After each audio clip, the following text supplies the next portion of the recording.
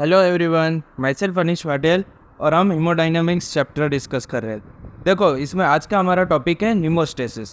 Haemostasis देखो क्या होता है, ये एक फिजियोलॉजिकल प्रोसेस है जिसमें हमें ब्लड क्लॉटिंग देखने को मिलती है। और ब्लड क्लॉटिंग तब होगी जब वेसल डैमेज हुई रखी होगी, ठीक है। और ये फिजियोलॉजिकल प्रोसेस है। इसको ऐसे कंपेयर करो कि थ्रोम्बोसिस है वो पैथोलॉजिकल प्रोसेस है, उसके कंपैरिजन में हीमोस्टेसिस है वो फिजियोलॉजिकल प्रोसेस है जिसमें हमें ब्लड क्लॉटिंग देखने को मिलती है वेसल डैमेज के बाद। और देखो, इसमें 3 मेन फैक्टर्स इन्वॉल्व होते हैं। एक तो है एंडोथेलियम सेल्स, प्लेटलेट्स और कोएगुलेशन फैक्टर्स। ये तीनों फैक्टर्स है जिनकी वजह से हमें क्लॉट फॉर्मेशन देखने को मिलेगा। और क्लॉट फॉर्मेशन देखने को मिलेगा तो जो ब्लीडिंग हो रही थी वो प्रिवेंट हो जाएगी। और देखो, इसमें से भी सबसे इम्पोर्टेंट पूछा जाए ना कभी एमसीक्यू में, तो एंडोथेलियम सेल्स है ये सेंट्रल रेगुलेटर्स है हीमोस्टेसिस के। इसके ऊपर से मैंने एमसीक्यू देखा है इसलिए मैंने सोचा आपको भी बता दें। एंडोथेलियम सेल्स है ये हीमोस्टेसिस के सेंट्रल रेगुलेटर्स है, ठीक है।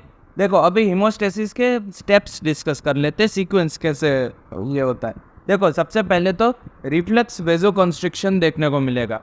मतलब जैसे ही वेसल डैमेज हुई और ब्लड क्लॉटिंग की ज़रूरत हुई तो वेजोकंस्ट्रिक्शन देखने को मिलेगा। ये वेजोकंस्ट्रिक्शन न्यूरोजेनिक मैकेनिज्म के थ्रू भी हो सकता है या फिर एंडोथेलिन 1 के थ्रू भी हो सकता है। ये एंडोथेलिन 1 है, ये एंडोथीलियम डिराइव्ड है, इसीलिए एंडोथेलियम सेल्स को हम सेंट्रल रेगुलेटर्स बोलते हो। और इन दोनों की वजह से क्या होगा, वेजोकंस्ट्रिक्शन होगा और उसकी वजह से टर्बुलेंस ऑफ ब्लड फ्लो देखने को मिलेगा। देखो, नॉर्मली ब्लड फ्लो है ना लेमिनर होता है, इसमें सेल्स और प्लेटलेट्स है ना सेंट्रल एक्सिस में मूव करते हैं और प्लाज्मा पेरीफेरी की तरफ मूव करता है। पर अगर टर्बुलेंस होगा तो ये जो प्लेटलेट्स है वो सेंट्रल एक्सिस से हट के पेरीफेरी की तरफ मूव करेंगे जहाँ पर वेसल डैमेज हुई होगी और रिपेयर प्रोसेस स्टार्ट कर देंगे।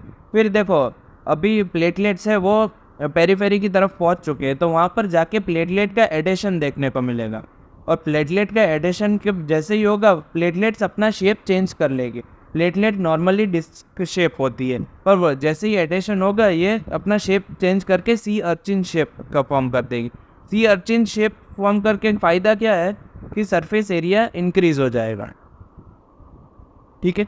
फिर देखो, प्लेटलेट्स है वो एडिशन हो चुका है उनका, अब वो ग्रेन्यूल्स रिलीज करेगी। 2 टाइप के ग्रेन्यूल्स होते हैं, अल्फ़ा और डेल्टा ग्रेन्यूल्स। अल्फ़ा ग्रेन्यूल्स को याद करने का तरीका ये है कि इसमें सारे के सारे फैक्टर्स इन्वॉल्व है, जैसे कि फैक्टर 1, 5, 8, फिर वॉन विल्ब्रांड फैक्टर जिसे हम शॉर्ट में VWF बोलते हैं, फिर प्लेटलेट डिराइव्ड ग्रोथ फैक्टर, फिर TGF बीटा और प्लेटलेट फैक्टर 4। और डेल्टा ग्रेन्यूल्स है उसमें उसको ऐसे याद रखना, देखो ये एक एंजाइम है, फिर ये हार्मोन्स है जैसे serotonin, epinephrine, adenosine diphosphate ADP है और कैल्शियम है, ठीक है। डेल्टा ग्रेन्यूल्स को याद रख लेना 1-2 बार पढ़ के, वरना अल्फा ग्रेन्यूल्स तो ईजी है। और फिर लास्ट में प्लेटलेट का एग्रीगेशन देखने को मिलेगा। एक प्लेटलेट उसके ऊपर उसके ऊपर उसके ऊपर करके प्लेटलेट एक के ऊपर एक एग्रीगेशन देखने को मिलेगा। और ये जो डेल्टा ग्रेन्यूल्स है ना वो प्लेटलेट का एग्रीगेशन में हेल्प करेगी, ठीक है। अल्फा ग्रेन्यूल्स इतने ज़्यादा हेल्प नहीं करेंगे पर डेल्टा ग्रेन्यूल्स है वो प्लेटलेट के एग्रीगेशन में हेल्प करेंगे, ठीक है। तो सीक्वेंस एक बार देख लो। सबसे पहले तो वेजोकंस्ट्रिक्शन होगा, फिर प्लेटलेट का एडिशन देखने को मिलेगा और उसकी वजह से प्लेटलेट अपना शेप चेंज करके सी अर्चिन शेप में आ जाएगी जिसके कारण सरफेस एरिया इंक्रीज हो जाएगा। फिर प्लेटलेट्स ग्रेन्यूल्स रिलीज करेंगे जैसे कि अल्फा और डेल्टा ग्रेन्यूल्स, और डेल्टा ग्रेन्यूल्स है वो लास्ट स्टेप प्लेटलेट एग्रीगेशन में हेल्प करें, ठीक है। ये हो गया। अब देखो, प्राइमरी हीमोस्टेसिस का प्लग कैसे फॉर्म होता है वो देखते हैं। बराबर, देखो इसमें एंडोथेलियम सेल्स इन्वॉल्व है और प्लेटलेट्स इन्वॉल्व है, तो ऑब्वियसली ये कुछ ना कुछ तो फैक्टर्स रिलीज करेंगे जिनके कारण प्राइमरी हीमोस्टेटिक प्लग का फॉर्मेशन देखने को मिलेगा। तो एंडोथेलियम सेल्स है ना वो वॉन विल्ब्रांड फैक्टर VWF रिलीज करेंगे और उसके अपोजिट प्लेटलेट्स है ये रिलीज करेगा ग्लाइकोप्रोटीन 1B9, ठीक है। ये दोनों फैक्टर्स जब आपस में एडेयर होंगे तो हम उससे कह सकते हैं कि प्लेटलेट का एडिशन हो गया। जहाँ पर वेसल में डैमेज है वहाँ पर जाके प्लेटलेट्स ग्लाइकोप्रोटीन 1B9 रिलीज करेंगे और डैमेज एंडोथेलियल सेल्स है वो 1 विल्ब्रांड फैक्टर रिलीज करेंगे और प्लेटलेट का एडिशन हो जाएगा, ठीक है। ये तो प्लेटलेट का एडिशन हो गया। फिर देखो ये प्लेटलेट के एग्रीगेशन के लिए ये पहली बात तो 2 प्लेटलेट्स के बीच में ही होगा, और यहाँ पर जो रिलीज करेंगे वो है ग्लाइकोप्रोटीन 2B3A। ये दोनों प्लेटलेट्स एक दूसरे के ग्लाइकोप्रोटीन 2B3A के थ्रू एक दूसरे के साथ एग्रीगेट होते चलेंगे, मतलब एक के ऊपर एक के ऊपर एक के ऊपर ऐसे एग्रीगेट होते चले जाएंगे। और इनको स्टेबलाइज करने के लिए ये जो एक फैक्टर दिख रहा है ना, वो कौन सा है पता है? वो वापस से वॉन विल्ब्रांड फैक्टर ही है। तो देखो कोई भी चीज़ हो, मैं ऐसा कह सकता हूँ कि अगर एडिशन हो तब भी या फिर एग्रीगेशन हो तब भी, दोनों में वॉन विल्ब्रांड फैक्टर का बहुत ही इंपॉर्टेंट रोल है। ठीक है, देखो ठीक से समझो। प्राइमरी हीमोस्टेसिस प्लग में हमने मैकेनिज्म अभी देखा, उसमें प्लेटलेट एडिशन होता है और एग्रीगेशन होता है। जब प्लेटलेट एडिशन होगा तब एंडोथेलियम फैक्टर्स और प्लेटलेट फैक्टर्स दोनों रोल प्ले करेंगे। यहाँ पर एंडोथेलियम सेल से वो वॉन विल्ब्रांड फैक्टर रिलीज करेंगे और प्लेटलेट से वो ग्लाइकोप्रोटीन 1B9 रिलीज करेंगे। और जब प्लेटलेट एग्रीगेशन होगा तो इसमें दोनों प्लेटलेट्स से रिलीज करेंगे फैक्टर्स, और वो है ग्लाइकोप्रोटीन 2B3A। और इस फैक्टर को स्टेबलाइज करने के लिए हमारे पास वॉन विल्ब्रांड फैक्टर भी होता है और उसके साथ साथ फाइब्रिनोजन भी होता है। तो मैं फाइनली ये कह सकता हूँ कि वॉन विल्ब्रांड फैक्टर है, ये एडिशन में भी हेल्प करता है और एग्रीगेशन में भी हेल्प करता है। और सपोज करो अब वॉन विल्ब्रांड फैक्टर है, उसकी डेफिशिएंसी हो गई, तो ये मेनली तो एडिशन में इन्वॉल्व है। एग्रीगेशन तो अगर ये नहीं होगा तो फाइब्रिनोजन करा देगा, पर एडिशन इसका मेन रोल है। और अगर ये डेफिशिएंट हुआ तो इसकी वजह से एक डिजीज़ हो जाएगी जिसे हम कहेंगे वॉन विल्ब्रांड डिजीज़, और ये इन तीनों डिजीज़ में से मोस्ट कॉमन है। फिर देखो ये तो हमने देख लिया कि VWF की डेफिशिएंसी हुई, तो अब ग्लाइकोप्रोटीन 1B9 की डेफिशिएंसी होगी तो क्या होगा? देखो इसकी वजह से प्लेटलेट का एडिशन अफेक्ट होगा, मतलब प्लेटलेट के एडिशन में डिफेक्ट होगा, और उसकी वजह से एक डिजीज़ होगी जिसे हम बोलते हैं बर्नार्ड सोलियर डिसऑर्डर। ठीक है, और देखो अगर ग्लाइकोप्रोटीन 2B3A में डेफिशिएंसी हो गई तो उसकी वजह से डिफेक्ट सिर्फ और सिर्फ एग्रीगेशन में देखने को मिलेगा, एडिशन में इसका कोई रोल नहीं होगा, और इसकी वजह से डिजीज़ होगी ग्लैंड्समैन थ्रोम्बोसिथेनिया।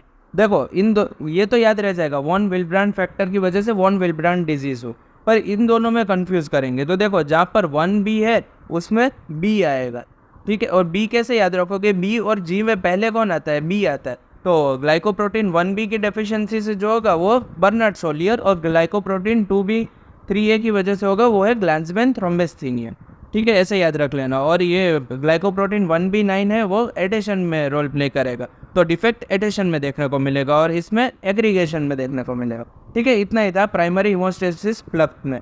अब देखो ये तो नॉर्मल कंडीशन है, नॉर्मल कंडीशन में ऐसा हुआ तो ऐसा सब कुछ ठीक ठाक चलता रहे ऐसा तो ज़रूरी नहीं है। तो यहाँ पर अगर डिफेक्ट हुआ प्राइमरी हीमोस्टेटिक प्लग फॉर्मेशन में तो क्या देखने को मिलेगा हमें? ऑब्वियसली बात है ब्लीडिंग देखने को मिलेगी हमें, और ब्लीडिंग भी देखो इसमें बहुत ही ज़्यादा हैवी ब्लीडिंग नहीं होगी, माइल्ड या सुपरफिशियल ब्लीडिंग ही देखने को मिलेगी। और देखो ये इसके 3 एग्जाम्पल है, एक तो पेटिक हो सकता है, परप्यूरा हो सकता है, या एकाइमोसिस हो सकता है।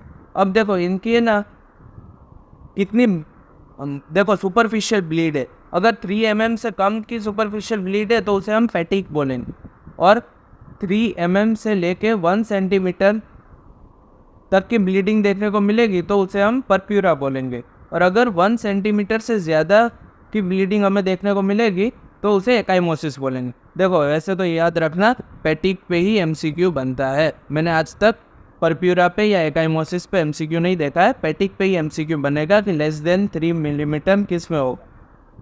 ठीक है, ये सुपरफिशियल ब्लीड है। देखो पेटिक इज ऐसे करके MCQ अगर 4 ऑप्शन दिए होंगे, defect in primary haemostatic plug formation with less than 3 millimetre of superficial bleed, ऐसा ऑप्शन होगा तो उसको टिक कर देना, वही आंसर हो।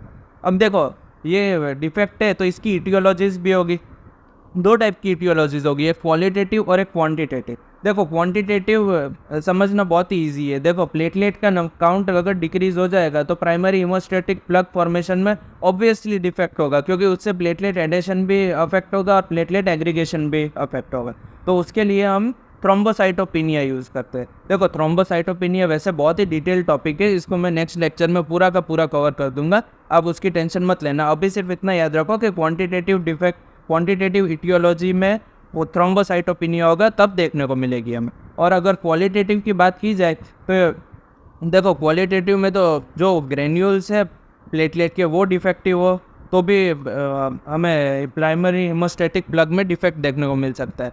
फिर प्लेटलेट के कुछ फंक्शंस में डिफेक्ट हो, जैसे कि देखो प्लेटलेट का काम है कि ब्लड क्लॉटिंग में हेल्प करना, अगर वो उसके फंक्शन में कुछ ना कुछ प्रॉब्लम हो तो हमें डिफेक्ट्स देखने को मिलेगा, फिर हेमोस्टेटिक प्लग फॉर्म नहीं हो। और तीसरा कॉज है विटामिन सी की डेफिशिएंसी।